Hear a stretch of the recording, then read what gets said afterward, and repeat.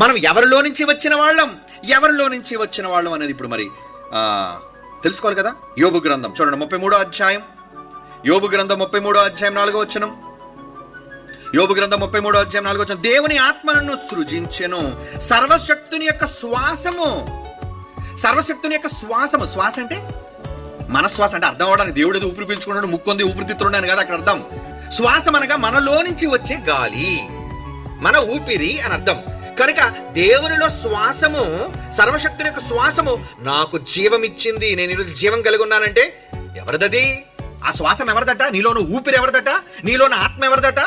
అందరికీ తండ్రి అయిన దేవుడు ఒక్కడే, ఆయన అందరికీ పైగా ఉన్నవాడే అందరిలో ఉన్నాడు కదా అంటుంది. యోబు గ్రంథం 34వ అధ్యాయం ఏమండి? యోబు గ్రంథం 34వ అధ్యాయం 14వ వచనం చదవండి. 14వ వచనం, 15వ వచనం. ఆయన తన మనసు తన మీదే ఉంచుకుని ఎడల, తన శ్వాస నిశ్వాసములను తన యొద్దకు తిరిగి తీసుకుని ఎడల. శ్వాస నిశ్వాస అంటే ఇచ్చిన ఊపిరి మరలా వెనక లాగేసుకుంటే ఏమండి? సర్వ శరీరులందరూ ఏకముగా నశించెదరు, నరులు మరలా ధూళి అయిపోవుదురు.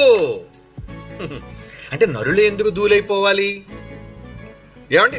నరులు ఎందుకు ధూళైపోవాలి? వారిలో తన శ్వాసమును నింపాడు, వారిలో తన ఊపిరిని పెట్టాడు. ఆదాములో ఒక ఊపిరిని ఊదితే ఆ ఆదాము ఊపిరిలో నుంచే కదా మనమంతా వచ్చాం. ఒకరి నుండి ప్రతి జాతి మనుషులను సృష్టించి ఆయనలో నుంచి విభాగించాడు. తండ్రిలో నుంచి ఆదాము విభాగింపబడితే ఆదాములో నుంచి కోట్ల మంది విభాగింపబడుతున్న అదే ఊపిరి, అదే ఆత్మ.